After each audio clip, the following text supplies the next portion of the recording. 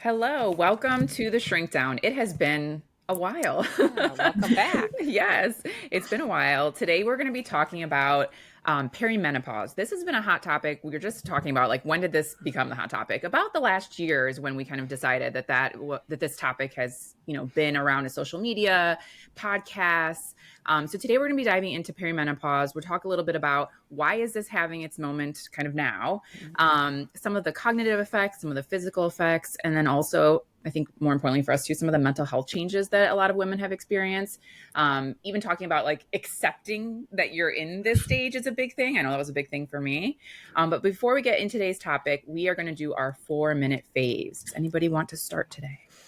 I'll get started. Okay. I just got back from vacation, and while I was on vacation, I listened to a really good book. I listened to Say Everything, which is a memoir by Ione Skye. Oh, Yeah, for those who don't know who Ione Skye is, she was the female lead in the 1989 film Say Anything with John Cusack. That's the famous one where he's holding the boom box up to Yes. Peter Gabriel's In Your Eyes. Yeah. So this was such a fun read because for anyone kind of my generation, the late 80s, 90s movies, she really was like involved in so much of that scene. She had run-ins and involvements, friendships, dating with so many people. She and Keanu Reeves both kind of were in the same movie that hit it big for both of them, The River's Edge in 1986. That was her first movie, and Keanu's first U.S. movie, which really put him on the map. She wrote this book as a reaction to a lot of the TikTok conversation that's out there because she dated Anthony Kiedis of the Red Hot Chili Peppers when she was 17 and he was 24. And they dated for several years, I think about 4 years. They were like living together.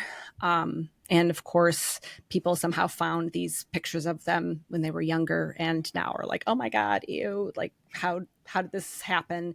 And so she sort of was like, I wanted to tell my side of the story. So she does. And she was friends with River Phoenix. She was with Matthew Perry on his first movie. As I said, she dated Anthony Kiedis, so she's lots to say about that and his heroin addiction, and it was a wild ride. Then she was married to Adam Horowitz, who was the Beastie Boys, Ad Rock. They were married from 92 to 99. And then she had a daughter with, I didn't know David Netto. Do you know that one, Terry? No. He's an interior No. designer in New York. And now she's married to Ben Lee, who's a musician, Australian musician. So like her and her brother is a model, Donovan Leach. So he was involved with Gwyneth Paltrow. He married a model that he was in like the CK1 ad that was very famous back in the day. So like, it was just, I felt like I was just being able to hear about all of these inside stories of all of these people I grew up like watching or listening to. And it was fascinating. I just could not stop. I kept talking to Owen about it. I feel like he was like, yeah, I basically read the book with you because you were. Thank you so much. So yeah, anyone who is interested in that should definitely pick it up. I don't think I came out of it like liking her more. She was just a very fascinating person. I actually ended up watching Say Anything again on the plane ride home because I had to after reading it. And I was a little worried that I was going to be like, oh, am I going to like maybe like her less after reading about all of this? But she still was just that character for me. So it didn't change anything for me. So it was great. Great read. And she reads it. So it's fun to listen to. awesome. Lauren, what do you have today? Ooh, I have a sweet treat. So I'm sharing, are you guys familiar? Skinny Dipped brand Yes. has So like the good. almonds and all Hmm. of those kinds of things, but the little dark chocolate peanut butter cups, you can get them in a bag from Costco, has been our favorite like evening sweet treat with like, my old lady cup of tea, which I have right now, but it's actually a great combination. It's a great little sweet treat. And they use all like clean ingredients and it's low sugar and that kind of stuff. So my whole family is on them for our little kind of dessert in the house. The boys love them. Costco has a big bag. I know that is probably the most cost effective route because I think as a brand, it's a little bit more expensive because they're cleaner ingredients and things like that, but you can find it anywhere. But Costco's my preferred locale for that, but they're so good. It's just like I've only one little tried their cup. almonds, so now I want to try Oh those. my Yeah. gosh, so good. And little pro tip, if you like a frozen like Reese's, put them in the freezer and that's really good also. So yeah, Yum. skinny I'll dipped. have to try those out. Yeah. Thrive Market has those too. Do they have Yes, those? they have that brand. Yeah. Yep. Cool. Terry, what about you? Mine is, I feel like everyone's favorite right now. White Lotus on HBO, third season. The finale just aired last night as we're recording on a Monday. It was a 90-minute finale. Great season. Again, I feel like this is such a hot show right now. Everybody's talking about it when you go to social things. So I feel a bit like I'm preaching to the choir. I think many people are probably already watching it, maybe that Well, are I haven't watched listening. it, so True. Two of you haven't watched it. So we like to delay in so that we don't have to like watch. We can watch them whenever we want. So we stacked them up. So we're ready to go. So this is a good recommendation. Show. It's a good show to stack. Yeah. Again, I don't watch many shows or get into many shows, and this one really captures my attention. I did enter it thinking, how are they going to live up to the first two seasons? True. With it, watching the first episode of this season, I was like, oh, they did it. They lived up to it. This was so good. It's got the way Mike White can write, can develop characters, and the way he can write from such vast perspectives of people who range from the different facets of our society, and the way he's able to write about what a girl's trip for women in their 40s looks like versus a well-to-do family from North Carolina. It really just so well done. And Arnold Schwarzenegger and Maria Shriver's son, I forgot what his name is. What's his name? Patrick is in it. He plays an adult child of one of the families in it. And at first I thought, okay, let's see what he can do. Yeah. And in the first episode, he's laying on this chaise lounge and flashes a smile that looks just like Arnold Schwarzenegger's, where I sort of went, oh, that was weird. Like you see Arnold, he looks more like Maria Shriver, but you can see the Arnold Schwarzenegger in him when he does certain facial expressions. He is a great actor. I think he's got a big future ahead of him. I was very impressed, especially as we see the arc of his character through the season. Yeah. I will say, and Wilhelmina and I touched on this a little bit in a private conversation, I'm a tad, for those listening who've been watching and have already seen all the episodes, a smidge disappointed with how the finale went and they wrapped up certain storylines. Yeah. However, as a whole, I really liked the season. All the episodes leading up to the finale were great. It's still worth a watch. Definitely. But I was not super thrilled with how some of the storylines got wrapped up. But that was my personal preference. No, Terry, and I agree with you. When we wrapped, when we finished it last night, we were like, but it didn't change any of my enjoyment of the show. Yes. I really enjoyed the season. And to your point about Patrick, the first episode, I was like, is he just sort of playing himself like a douchey rich guy? Right. But then throughout the show, I was like, yep, he's great. Yeah, the way he was able to nuance and sort of the subtle kind of shifts that he had over the course of the season I agree. I think he's going to go far.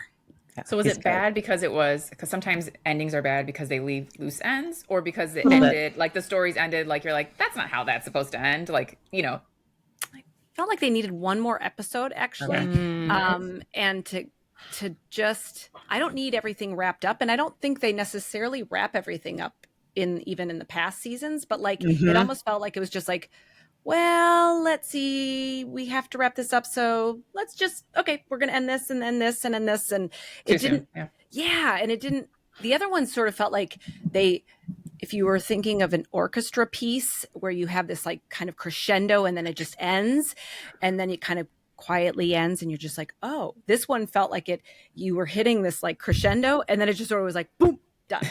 And you're like, oh, okay.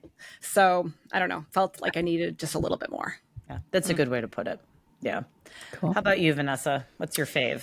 So I'm sharing today a cleaning product. So it's called, the long name. I wrote it down because I was like, there's no way I'm going to remember this. It's Miss Mouth's Messy Eater Stain Treater. Have you ever heard of this? Okay, so it's a clean product. They sell it on Amazon. Some Instagrammer I follow shares it. So I think they're kind of gearing it towards like, kids making messes with food. But the reality is like I spill stuff on my sweaters all the time, my clothes. Yeah. And it works so well, like to the point where like I might get something on like my sleeve and I'll just spray it and then just like take the little thing and wipe it down and it comes off like immediately, like spaghetti sauce. Is it small? It's small. It's like I always get the little bottles, but yes, it's like a little bottle. So you could like take it with you. You could throw it in your purse. I've seen this. Yeah, I have seen this on Instagram. Okay. Yes, I'm sure you have. It's like a very colorful little bottle. It's cute. Yes. And like you can get it packs of 3. I'm sure they have a bigger bottle. I just get the little bottles and I just have them like all over my house. But I love this stuff. Like it's a clean product that you like. Okay. The smell is like, it's not the most pleasant smell, but it's not a smell that lingers very long. And I think because it's clean, so like they don't, there's nothing in it. Fragrance. There's no fragrance. It's fragrance free.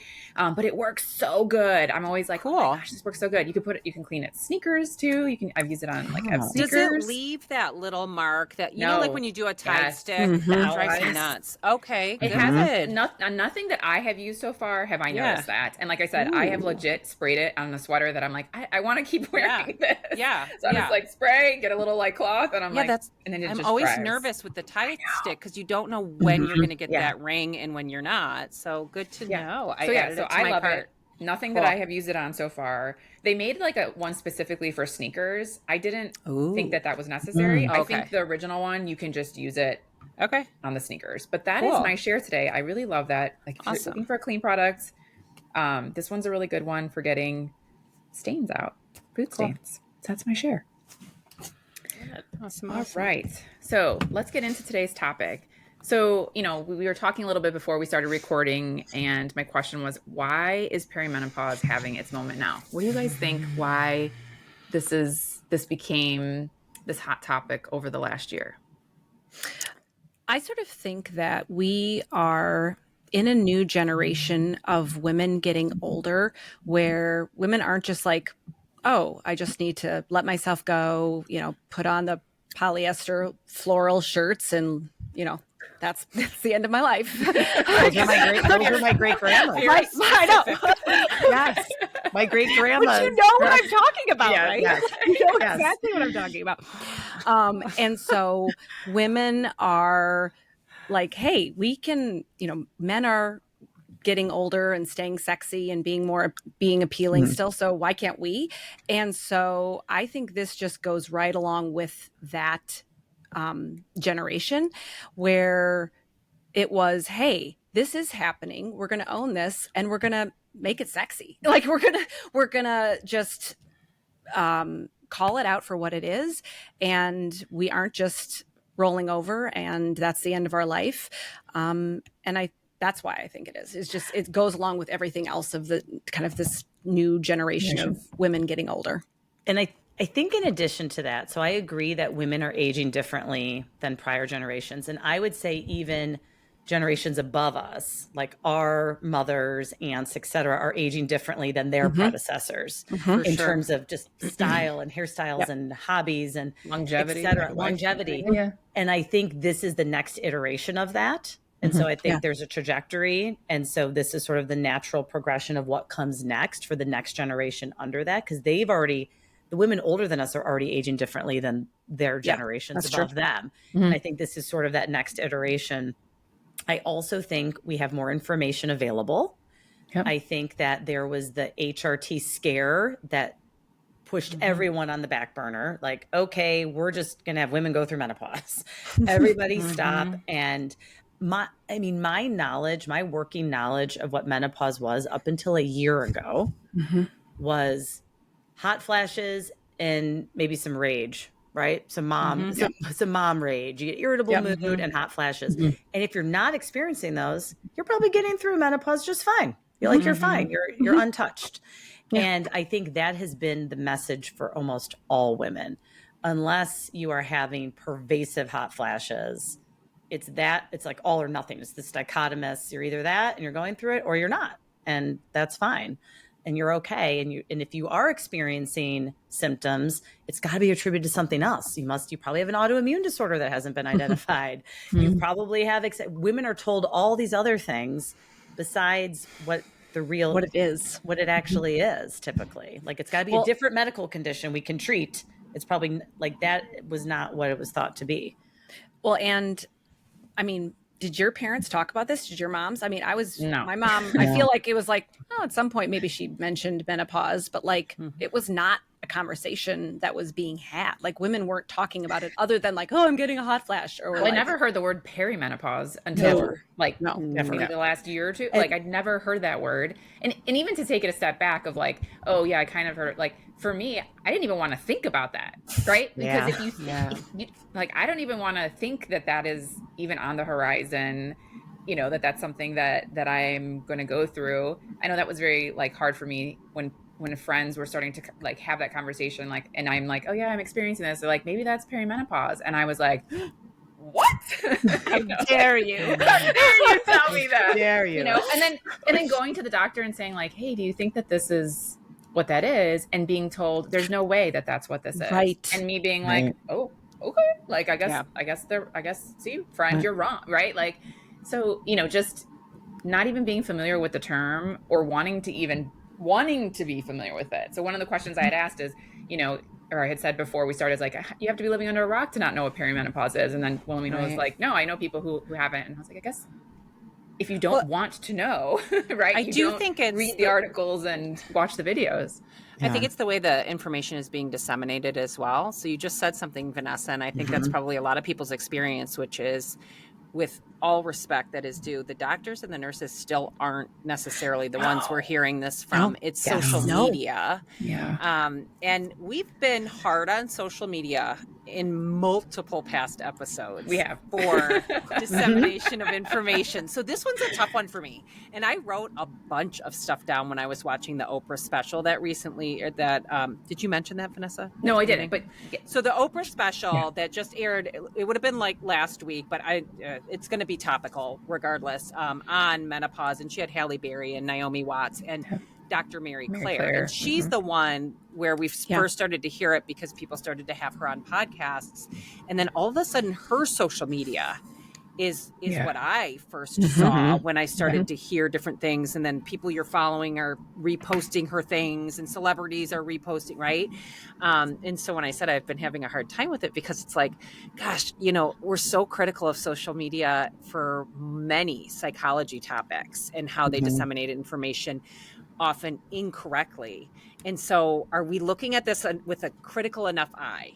Is this another person that's trying to influence us, and it's not necessarily good information? And so there is, and especially when you go to your doctor or you go to your, nurse practitioner or OBGYN or whoever you're going to, and they're going, no, but then you're hearing it in the zeitgeist. So it's an interesting kind of conundrum that I've been feeling, because it's like, gosh, I'm so critical of social media in so many ways. And then it's like, am I going to take it hook, line, and sinker? Yeah. I think I don't know. But that's why I think it's in the topics of conversation. And I agree with you. And I think had I been someone who had not been experiencing any symptoms and had been listening to that, I probably would have been like, I don't know about this. Yeah. But the fact that I personally have had for several years now things like frozen shoulder and other things that are being so interesting. Like, yes. And I remember when I went to the orthopedic surgeon for my shoulder, and he said, and again, at the time, it didn't mean anything to me because I did not know the word perimenopause when I went to go see him. He was like, this is just something that happens to so many women in their 40s. I was told. We had this conversation when you both started experiencing it a couple years ago, when you both started experiencing it. Terry, you were the one that had been to the doctor, I think, before Vanessa, and you said the doctor said women, like, this women just in their happens 40s. to women. That's all I was told. And for both Vanessa and I to experience frozen shoulders in the same time frame and both be told early 40s, it's just something that happens to women in their 40s. I took that at face value and thought, okay. And then I'm listening bizarre. to Mel Robbins' we're carrying podcast. the babies. Yes, about a year ago. Let me back up. The orthopedic guy I saw at Northwestern said to me, "Are you sure you weren't a softball pitcher? Did you ever pitch for softball?" I said, "I'm pretty sure. I'm pretty sure I remember that. No, I'm pretty sure. Yeah. And he said, "Well, you were on swim team in high school." I said, "Yes, in high school for like 2 years. Like, this is not chronic use." And Michael Phelps. Like, absolutely not. I haven't swam a lap and I couldn't even tell you when. And I remember so I had my frozen shoulder showed up about 3 years ago. So I am 2 years into this of going to PT, getting cleared through scans, make sure there's nothing, orthopedic going on. I'm listening to Mel Robbins' podcast with Dr. Mary Claire, and she mentions frozen shoulder. I was driving up to Wisconsin at the time with a friend. I could have pulled over and my head would have almost exploded. I was like, oh my gosh, me listening to a podcast is the first time. All I've been told to date is it's women in their 40s. Well, what a coincidence. It happens to women in their 40s. Yeah. And the whole zeitgeist of perimenopause reminds me a bit of where we're at with dyslexia. I think there's parallels. Totally. I think it's so pervasive. We definitely know somebody impacted, whether you realize it or not. Right. And we are at the infancy of being a louder voice about it and spreading the word. And it's one of these things where it's around us, it's a part of our everyday lives, but we are not openly talking about it often or recognizing it or assimilating it into our everyday lives as people. Because like they said I watched that M Factor on PBS, it is a universal female experience. It is something that whether you're childbearing is not a universal female experience, but menopause is, and it is 1/3 of your life. Yeah. 1/3. That's crazy. Yeah. That's a lot. The other thing they said, and I know you're right, childbearing is not necessarily a universal experience, but the one thing that they did mention in the Oprah special, which is, I think, for somebody like me who is at this point, well, I don't know, maybe I am experiencing symptoms, but I don't think I am. And so that's where I start to question. I'm like, I don't know. But then they're talking about dry eye. And I'm like, well, I've had dry eyes for a couple of years, but right. But they said, because you're going through so many other things in this stage of life. Yeah. So they were talking about it with regard to the mental changes, right? The cognitive fog that people experience, mood changes, whether it's actual diagnosable depression or right. But like that ADHD that scattered, that adult onset ADHD feeling, right? But then they were saying, but these are also women that are in careers that may be bustling at this point or, really advanced at this point, and they have kids. And they may be also caregiving for their adult parents, their aging parents. And it's like, oh, well, maybe that is part of, that parallel to dyslexia. So many people just kind of explain it away and go, they're gonna grow out of it. They're just new to school. Or right now, what we keep hearing years and years later is COVID. It was COVID. He was in kindergarten during COVID. He was in first grade during COVID. If I hear that one more time, but we find ways to explain it away. Yeah. But then there's all this. I shouldn't say all this research. There's now more research that's actually coming into play that starts to sort of marry this idea of okay, maybe it's not something that we should explain away or have to explain away. I mean, when she's, I was listening, now I can't remember if it was an Oprah's show or the podcast that we just listened to that Terry just shared with us. What's his name's podcast? Dax Shepard. So Dr. interviewed Dr. Mary Claire. That's a really good podcast. I think she definitely talked more on the podcast than she did on Oprah's. And I think she did a really nice job sharing that. But yeah, I think, she talks about, perimenopause and all these symptoms. And, she says your body starts, it's the hormones, right? It all makes sense when she explains it. She does such a good job and it makes sense that the hormones are changing. Your body, so many things in your body rely on these hormones. Of course you're going to be experiencing at some point, right? And that's, I think, the thing, like Lauren said, not all of us are going to experience the same things, and we're not all going to experience it at the same time. And so that makes it also kind of tricky about, Right. am I going through this now? Am I not? Do I need to go Right. seek out, some help or, see a Well, and doctor or whatever it is. Right. And the symptoms, there's so many Many. symptoms that are possible So many. that it feels like you look it up and you're like, well, who's not experiencing one of Right. these, right? Mhm. And so then it is hard to be like, well, how do I know what it is? And Right. I guess I sort of feel like I've now talked, I mean, obviously we've talked a ton about it. I've talked about it with my patients. I've talked about it with, moms around where I live. And I sort of think you kind of know when something is off that is just like not just a typical thing. Because that's how it was, at least for me, where I kind of spent the last year being like, I am not feeling okay. And I couldn't figure it out. And I was like, I feel depressed, and I've never really run depressed. I run anxious, if anything.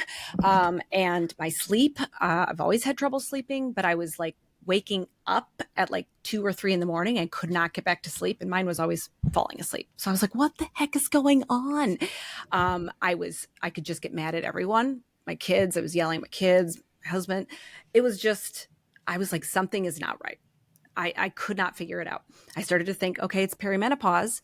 And this is where I actually thought I knew what it was. And I went to a psychiatrist, and he was like, I'm going to put you on this. So he puts me on some sort of mood stuff. And I was like, okay, but I think it might be actually perimenopause. That didn't seem to do anything. Then I went to my primary care physician. She was like, we don't want to have to worry about the cancer stuff. And I was like, oh no, she's not even educated on what's going on. And she's like, I'm going to put you. And she wanted to put me on a different medication.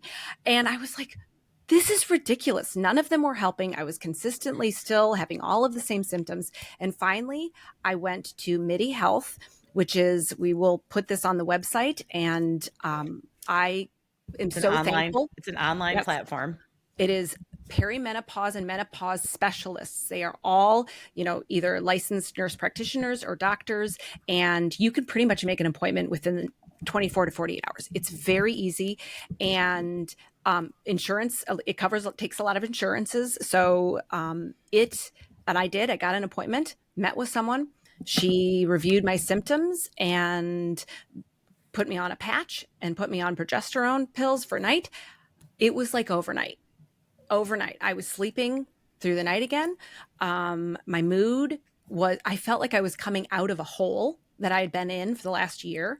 And even like my mom, my husband, they had been like, wow, you seem like you're like, without kind of separately, we're just like, oh, you seem like you're doing okay. You're doing better these days.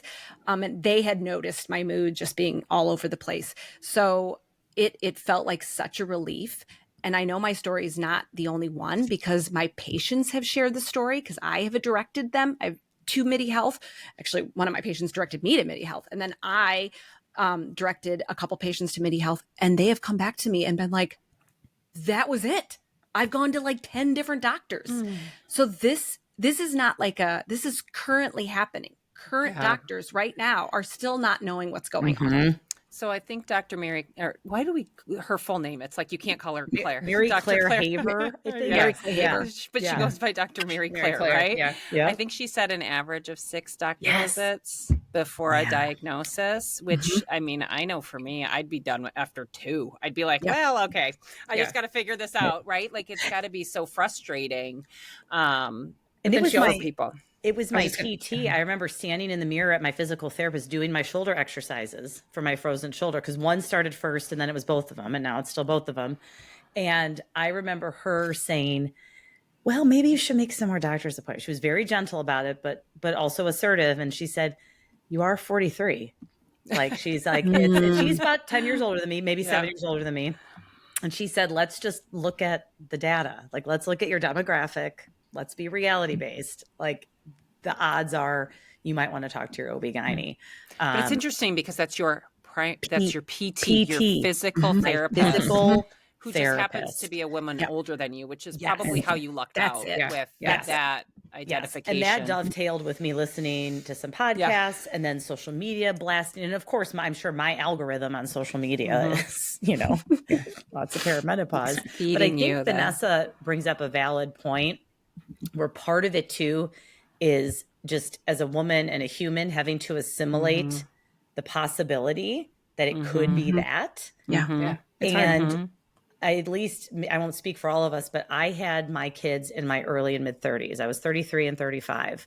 And I think when you have kids in your early or mid 30s, you actually end up going almost straight from being out of the fog of newborns and toddlers, and your kids are school age, and you don't really have a respite. And you're like, oh, I can't be here yet. There should have been a longer period of time between when I was done childbearing, because we're having kids later. Because in my mind, my mom had me and my sister at 22 and 27. She had a long period of time. So in my mind, it's like 10 or 15 years. You're done having kids and you get to be an adult for a little while, and then you deal with menopause.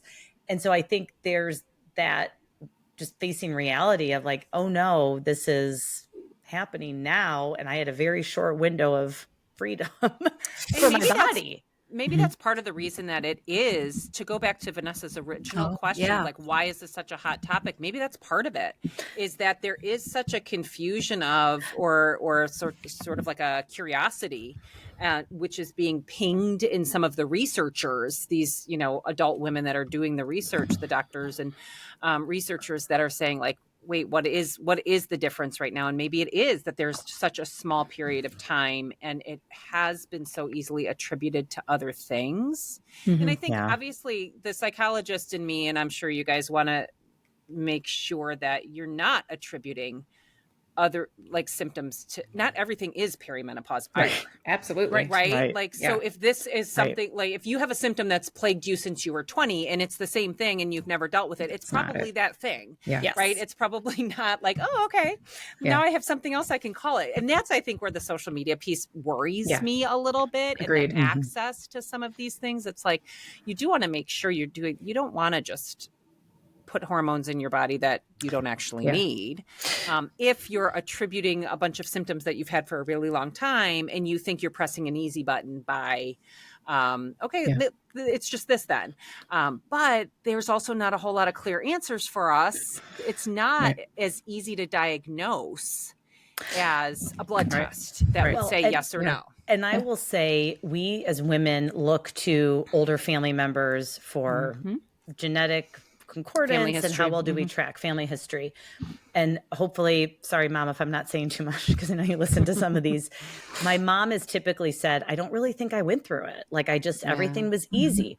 But I will say, and I have said this part to you, Mom, you had sleep challenges for many years that we thought were just sleep issues, and very heavy menstrual cycles for a period of time years ago. And I think if you really went back, hindsight's 2020, I said to my mom, I go, I think all of your sleep issues were perimenopause and menopause related.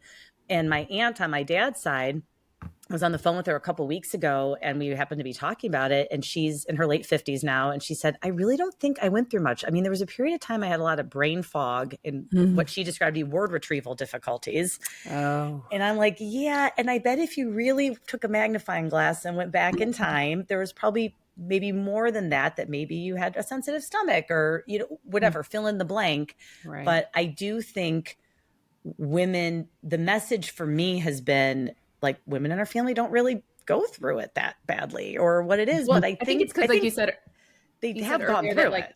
Menopause, when people thought of menopause, they thought hot flashes. Not every woman has that. So like maybe someone were like, well, I didn't have hot flashes and I wasn't angry. So of course my menopause was easy, right? Like I don't think we were knowledgeable enough to know all the things, and going back to what you were saying, Lauren, about like being cautious, I think we are going to get to a point where we start to reel back some of these things. I think we're going to say like some of these things aren't.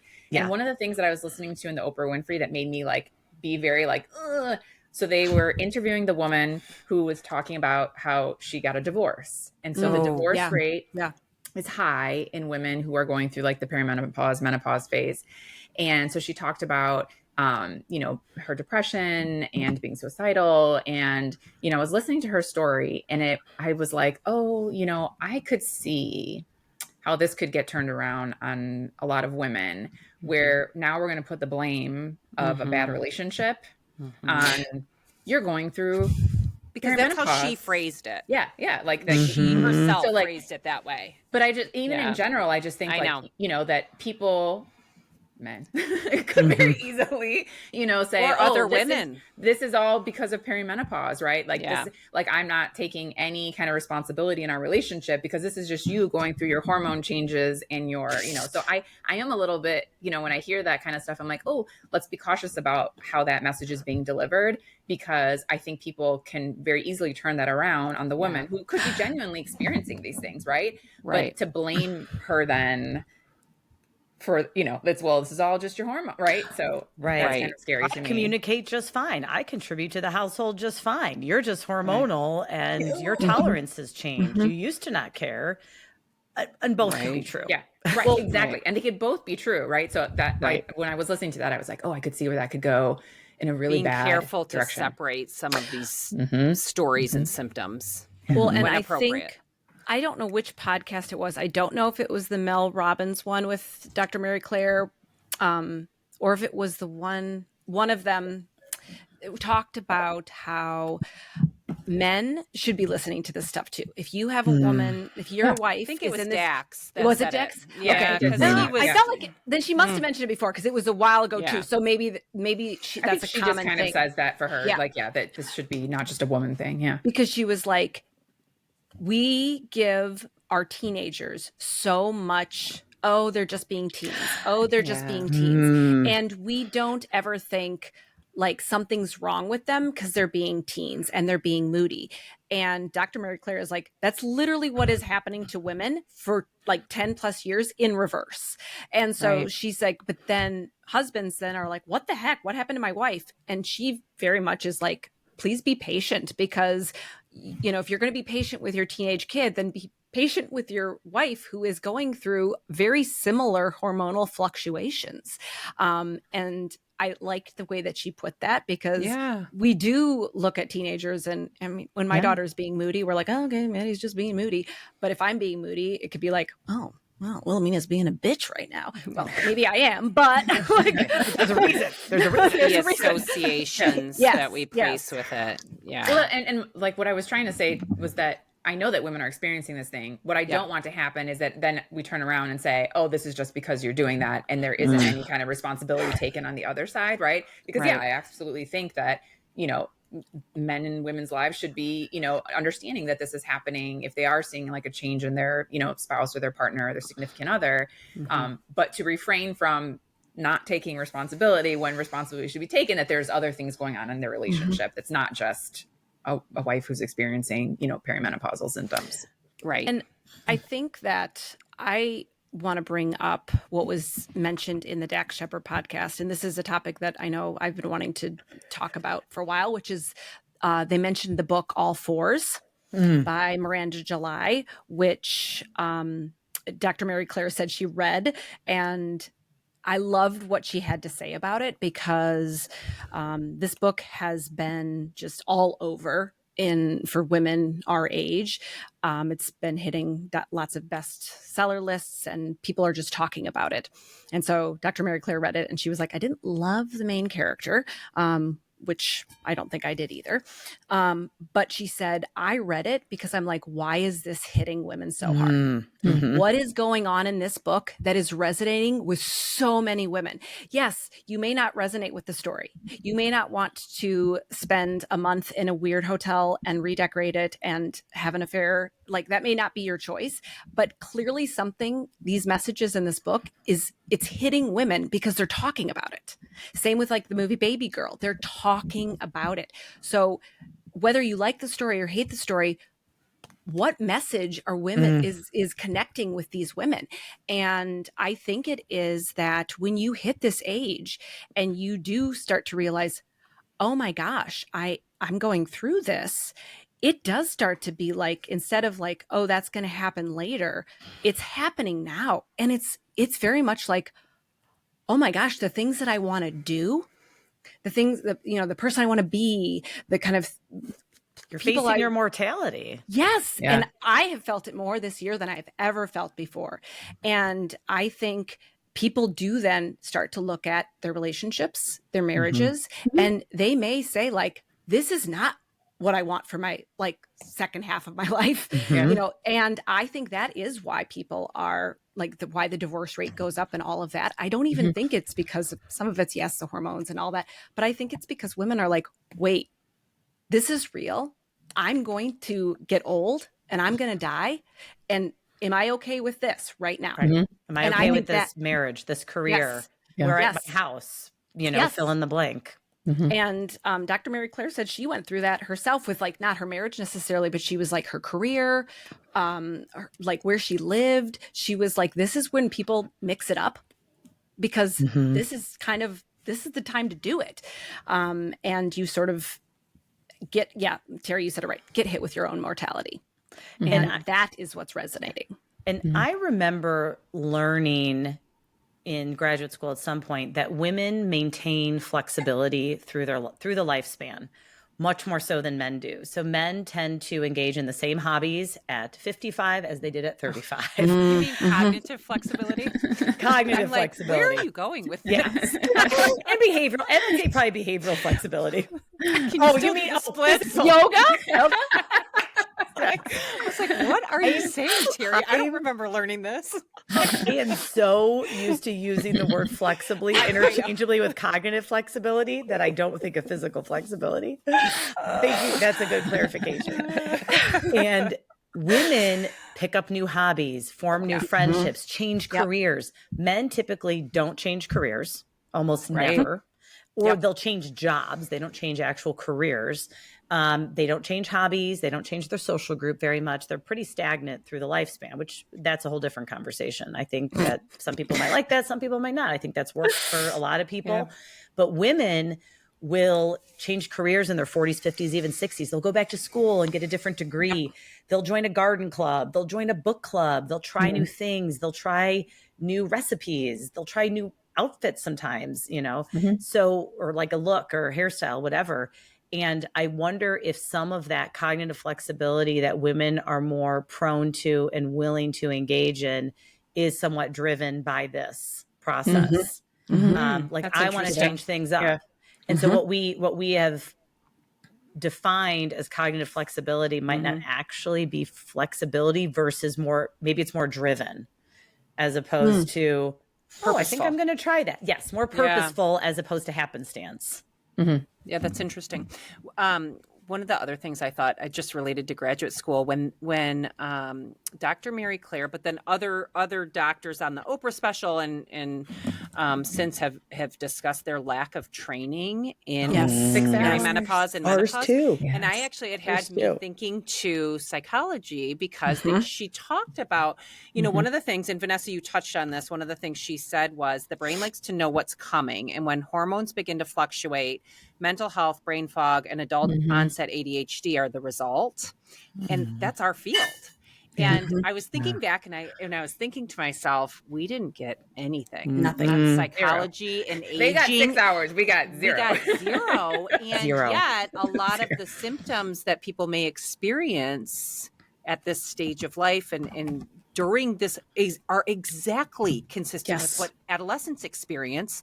And we see a lot of adolescents going through that just kind of need a place to understand, this is what's happening for me. And this is all very normal. We didn't get any training on aging in adults and the psychology of that, or specifically perimenopause in women and menopause and what that looks like with regard to our mental acuity. So I thought that was interesting. That is such a valid point. And I had the exact same thought. Yeah. When I've been watching that documentary and listening to some of these podcasts and preparing for today's discussion, I thought, well, they get 6 hours. We got nothing. Nothing. Right. And there's so much cognitive capacity and mental health related concerns that present. And I think of during our training, we all rotated and for a period of time saw adults, like for clinical therapy. We saw adults of varying ages. I had no idea what I was doing, turns out. I mean, I think there's the extent of that when we're all in kind of training and learning and new regardless. But when you think about like this specific population, I can think back to some of the people that I probably worked with, and we probably explained things away in very similar ways to what some general practitioners are doing to women with these symptoms now. Yeah. Well, and I think that what I'll say is if you're listening to this, you know, Vanessa, you had said, like, if this is something you've always dealt with, you know, that's different. But if you are a woman from 35 and above, because they said it can start as young as 35, and you have never been depressed, and you suddenly are struggling with depression without any sort of like Big change in your life. Yes, nothing in your life has significantly changed. You suddenly have an uptick in anxiety that you can't seem to understand. Maybe you do feel like you're ADHD and you've never been that way before. You are having sleep issues that you've never had before. You're having strange body symptoms, frozen shoulder, dry eyes, and you've never had mouth. that. Dry mouth. Yes. You should probably think, I am probably starting to go through this, whether you want to admit it or not. And it's a possibility, certainly it's a possibility at a minimum. And use that and move forward with that, not to have someone tell you you are or aren't, but to say, I think I might be, and then what do I do with it? Because I think if you go being like, what is going on with me, and having someone else try to answer that, a lot of people aren't going to have the answer. Yeah. Right. You And almost have to have it. And I think knowing too that just because you're having these symptoms does not mean tomorrow you're going into menopause. And That's I think that is a big, that is like, I think for me, one of the things when people are like, maybe that's perimenopause. I know for me, I was like, oh my God, does this mean like that's coming? Like, well, yes, but it's not coming tomorrow, right? And you can be in this perimenopausal state for a long time. It's a marathon, not a sprint. And, and I really did like some of the data I've seen that your cognitive functioning returns almost to baseline once your period ceases. That was encouraging. That was encouraging. I thought, okay, because I think of all these women I interface with, especially a few women that I work with clinically, I share office space with, who are in their 70s, and they are sharp and they are great. And I value their contributions. I just saw one on my lunch break on Friday, and we were talking about a case. And I was like, this is great. Will I still be practicing when I'm 75? I don't know. But if I am, I hope I'm as sharp as she is. And then that, it was very encouraging. And I think the data is encouraging that your cognitive functioning does return almost to baseline. I will also add to that, though, was it a doctor on the Oprah special who was talking about the increased rates of Alzheimer's in women? It was Maria Shriver. Was it? No, it was someone else. So she has the Alzheimer's. They did. She was also talking about it because they pointed to the neurologist in the crowd to talk about Maria's clinic or something. Clinic Alzheimer's. Yeah. And what they were saying was that they are researching that there's maybe a connection with what's happening in perimenopause, menopause in your brain, which might be contributing to higher rates of Alzheimer's. And they were sort of saying, this is why we want women to get on hormones sooner rather than later, as a protective method, a way to protect your brain. And I thought that was really important information because people are like, oh, I'll just wait. I don't want to start now. And it's like, no, if you're having any symptoms, and they actually said maybe even before you start having symptoms, is to consider hormones to protect your brain down the line because of all of the things with your heart, your cardiovascular system. And I think that information needs to get out there more, because who doesn't want to protect themselves against Alzheimer's and heart issues? And if doing something like getting on hormones at the right time can be a protective, a way to protect your brain, your heart, why not do it? In addition to all the other benefits you can get from being on it. And I will say, I think, we're kind of ending on positives. Somebody in that special said it's a blessing because it means you've lived long enough to go through it. And it's like, God, does that put everything into perspective? Oh, I like the idea too of the she. Was that the she part? Siesta. That was Halle Berry. That was hysterical. But it's true. I mean, like, we can all either complain or struggle or not and recognize, I mean, some of these symptoms we're going to all recognize, and it's not going to be that big of a deal. It might be a blip on the radar for some of us, but it also means we've all reached an age and stage that we are old enough to be experiencing that. And I'm sure there are a lot of people that have women in their life that wish they had reached that stage. And so it is something really good to like keep perspective on all of this, that like, it's not the, it doesn't have to be the worst thing in the world. Right. Getting older is better than the alternative. Well, that was the point I think of the siesta, is to celebrate that you hit this milestone in your life. They also talk about like having your tribe, the people that you can go to and talk to. And I know like in this friend group, we certainly do talk about this. And I have other friend groups where we've talked about like perimenopausal things, and just having those friends and those connections to be able to say, hey, this is what I'm experiencing, oh, well, this is what I did too. And this worked for me. Like, Wilhelmina, when you were talking earlier, I was like, oh my gosh, she's talking about me. Yeah.